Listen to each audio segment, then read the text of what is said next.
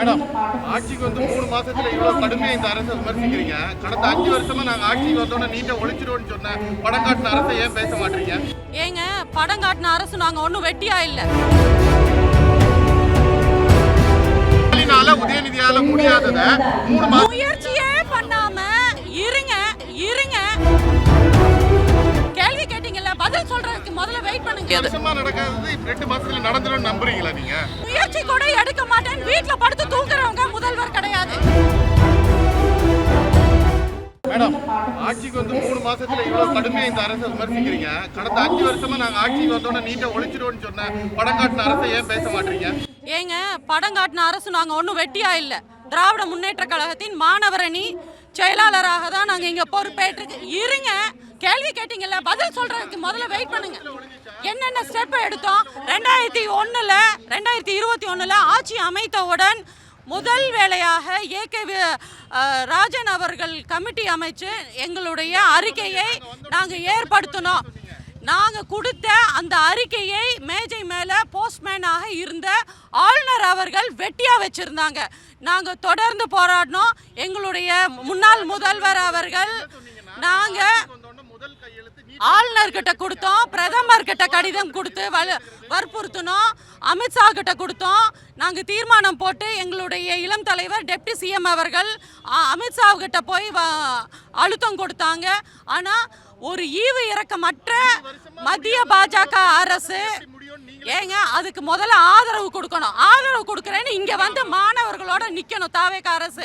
அதை அவங்க கிட்ட ஏங்க நாங்கள் வந்து பாசிசத்தையும் ஒழிப்போம் பாயாசத்தையும் ஒழிப்போன்னு சொன்னாங்கல்ல, பாசிசத்தை எதிர்த்து ஏங்க இதை நீட்டை வந்து ஒழிங்க, பேன் நீட், எங்களுக்கு நீட் எங்கள் மாநிலத்துக்கு தேவையில்லை அப்படின்னு வாயை திறந்து பேசுறதுக்கு ஒரு துப்பு இல்லை. இங்கே வந்துட்டு நாங்கள் 3 மாதம் இல்லை 3 வருஷம் ஆனாலும் இவர் வாயை திறக்க மாட்டாரு அப்படிங்கிறது தான் எங்களுடைய நடக்காதது 2 மாசத்துல நடந்துரும் நம்புறீங்களா நீங்க? குரல் கொடுங்க. ஒரு முயற்சி கூட எடுக்க மாட்டேன் வீட்ல படுத்து தூங்குறவங்க முதல்வர் கிடையாது. உதயநிதியால முடியாதத முயற்சியே பண்ணாம டிஃபன் பாக்ஸ் எடுத்துட்டு போய் சோறு சாப்பிட்டேன். முயற்சி என்ன பண்ணாரு? சரி, மாணவர்களுக்கு ஆதரவு கொடுத்தாரா? அனுமதி கொடுத்தாரா? ஆதரவு கொடுக்க வேண்டாம், வாக்குவாதம் கிடையாதுன்னா நீங்க சரிங்க. சரி, இப்போ அனுமதி போராட்டத்துக்கு அனுமதி கொடுத்தாரா?